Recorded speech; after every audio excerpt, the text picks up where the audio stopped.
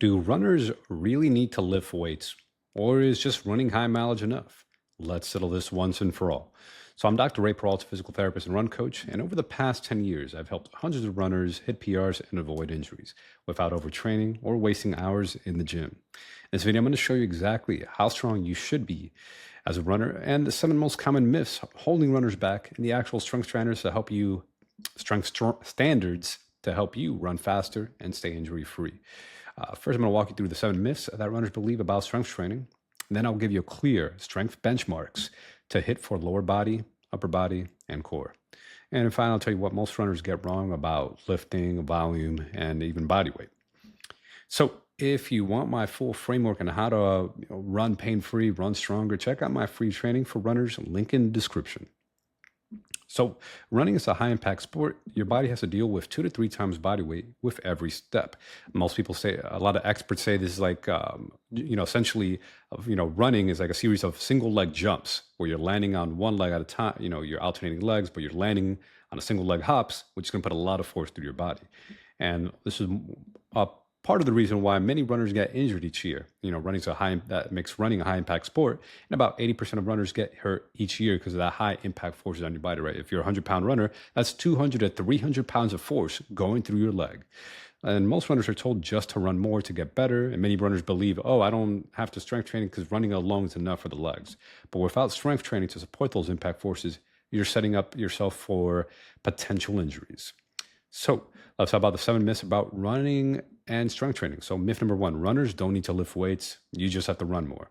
Running alone doesn't build the kind of muscular strength or resilience you need to stay injury free, especially when every step, again, produces that 2 to 3 times body weight impact forces.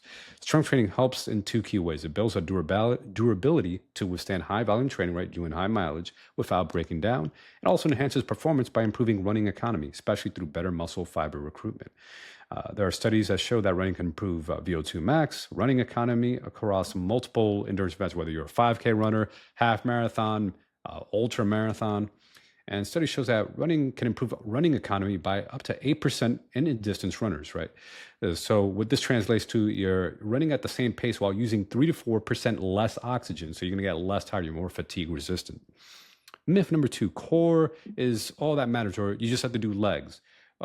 Running takes care of all the rest, right? You don't, a lot of people who take up strength training as runners, they just only train their core. Like, oh, I'm just going to do, core exercises. It's got to work on my core. I don't have to worry about arms or legs because running's not an upper body sport and running already trains legs.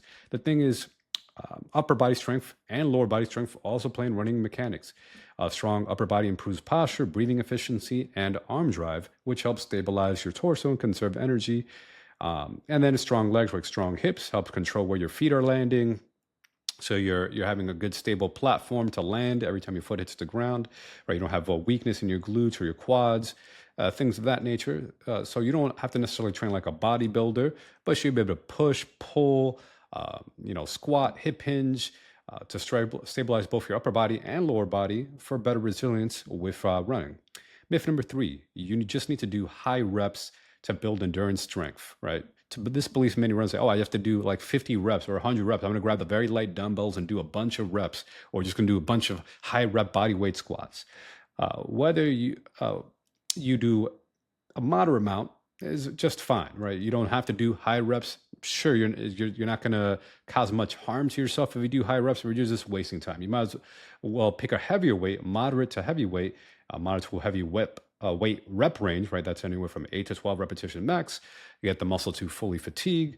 So whether you stay in the lower rep ranges, let's say 3 to 5 reps, right? Maybe you're doing heavy squats at 5 reps, or you're doing 8 to 12 reps. It doesn't matter too much. You could experiment, more heavier or lower rep range, or higher rep, moderate rep range. But oftentimes you don't really have to go above like 25. I would say the upper limit's about 40 rep max, right? You shouldn't have to go that much higher. If you are then you're just doing cardio. You might as well do like a boot camp class for cardio because it's fun. But in general, stick to the 8 to 12 rep max. Don't make it too complicated than it has to be. And if you want, you could go a little heavier and a little lower reps if you really insist. But for most people, most beginner runners, 8 to 12 rep max is fine. Myth number 4, you need to lift weights 6 times per week. You don't need to train like a bodybuilder to get the benefits of strength work. Usually 1 to 2, I would say 2 full body strength sessions a week done right are enough to build strength and improve resilience and see the benefits in your running economy.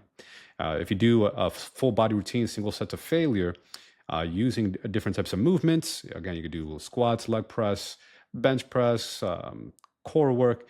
It should only take you 20 to 30 minutes, right? That's an hour tops per week. Most you'll get all the benefits of strength training without having to do the high volume or high frequency days like bodybuilders do. Myth number 5, body weight exercise are better than weights or vice versa. It's not about what tool you use. It's about applying the resistance to challenge the muscle, right? Your muscles don't really know, right, whether you're using a dumbbell, a kettlebell. Sure, you might feel slight differences, but it's not going to make that much of a difference.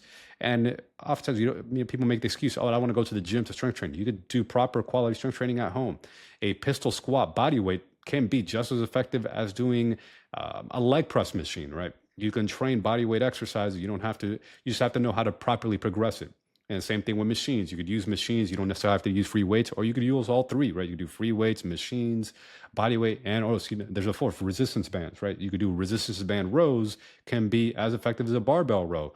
If you're like, oh, but the band's too light, just buy heavier bands. They do sell heavier bands, and there's attachments to the band. I'm a big fan of like the X3 bar system. It's a little bar system. You attach the bands, and there you go. You could do a light bar and then heavy bands, and then you have the jointage it. But again, it's up to you and your preferences. So muscles don't care where the resistance come from. They just respond to tension and load. What matters, pick the option that lets you train through the full, different ranges of motion with good form and enough resistance to challenge you. Myth number 6, you have to use light weights. You have to avoid fatigue, avoid training to failure. So most runners are overly cautious about lifting, but avoiding fatigue means you're missing out on the full benefit. When you lift to muscular failure, you recruit more muscle fibers, especially the fast twitch ones, stimulate more strength and adaptations, build connective tissue resilience, right? Connective tissue remodeling, because you actually start training the body to actually adapt, right? Not in a maintenance zone, right? When you're a complete beginner, almost anything works. But once you start becoming more intermediate with strength training, you should be going heavier, more progressive or heavier loads, right? That your body can handle. All right. If you always just stick to light weights the entire time with your strength training journey as a runner, you're not going to progress much and you're just going to stay the same. You're going to plateau. So that means you're choosing a load that progressively challenges you, that you still could have good form and technique, but you're actually getting fatigue, right? Like, oh man, you can barely move the weight again. That's complete muscular failure, fatigue or momentary muscular failure. And this type of training is safe and effective. If you need some training, work with a trainer for a few sessions just to get the form right. If you're brand new to actual strength training in general, but this can be done safely, and again, only twice a week. Myth number 7, you have to lift fast to build power and speed. Now, lifting explosively when you're fresh can increase power, but can increase the risk of injury if you're a complete beginner to strength training. If you don't know what you're doing in the gym or the weight room, don't bother doing these explosive Olympic lift movements. Now, if you're more advanced, there is some benefit to that, but largely because when you do reps way too quickly, you rely on momentum, not muscle tension, reduces the time under tension, and places more stress on the joints and connective tissue.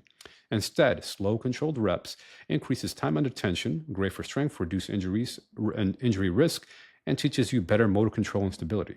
You can train with the explosive lifts, right? Power cleans, Olympic lifts, but start with the slow and controlled strength training first, and then progress as you get more advanced with your strength training or lifting. For most runners, the goal is simple: to run fast, you need to be strong, and to build strength in the beginner to intermediate stages. Start with slow and controlled reps, and then you could progress to the fast reps. But I still recommend doing a mix of both, even when you're advanced. Some days are slow and controlled, and other days are explosive, like the power lifts or box jumps and things like that. So, what are some strength standards for runners? For let's talk about the barbell squat. Anywhere from like 1.5 to 2 to 2.5 times body weight, right?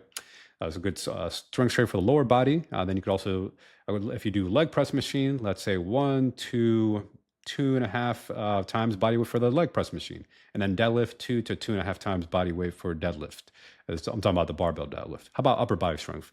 So push-ups, let's maybe you're advanced, try to work up to like 30 push-ups in a single set, or up to like 40, even 50 push-ups. That's actually very good. Hey, if you do a set of 50 push-ups, that's very good. But if you're a more intermediate, maybe 20, 25 push-ups.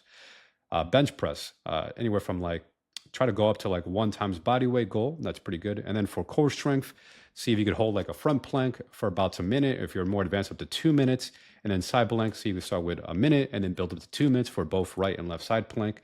And this is some good strength standards. Yes, there's other exercises you could do, but I'm giving you a general overview of strength standards that you can kind of strive towards as you, have smart, intelligent strength training programming to complement your running. So form first, don't just chase weights at the expense of control. Train slow and controlled, and progress gradually, just like your miles. You'll make, huge jumps. Like, don't go from, someone who doesn't strength train at all to like, oh, I'm gonna try to strength train 2 times my body weight if you came and do 1 times your body weight, right? Start slow and controlled, and slowly progress your weights. Adapt to you, and then, write the stuff down, like see how much you're doing, put it in your phone, track it, because you want to track your progress over time. When I first started working, I'm gonna share a client story. Jason, he was a runner in his mid 40s. He only just did running. He was just a marathon runner. And he thought that strength training would just bulk him up. But within just 6 weeks of just doing 2 strength training sessions, about 20 or 30 minutes, just an hour tops a week, he not only stopped getting shin splints, he PR'd his 10K time by over a minute. So you could get big improvements in your running speed without keeping all the other aspects of running the same, just by adding strength training, and also help decrease certain types of injuries. So if you want to train smarter and avoid injury, check out my free training, a link in the description.